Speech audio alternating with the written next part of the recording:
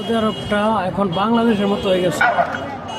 দেখেন বাংলাদেশের মতো হয়ে গেছে, গাড়ির হরন, পুলিশে পুলিশে ই করতেছে, এটা বাতা। আপনারা দেখতে পাচ্ছেন বাতা, এখানে পুলিশ কিন্তু লোক সরাই দিতেছে, গাড়ি সরাই দিতেছে, কিন্তু লোক ধরতেছে না।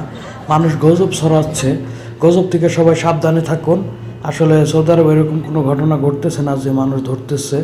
সো সবাই সাবধানে থাকুন, সবাই নিশ্চিন্তায় থাকুন। দেখেন ফুটপাতে সব কিছু বেচতেছে, পান সিগারেট। সৌদি আরব রিয়াদ।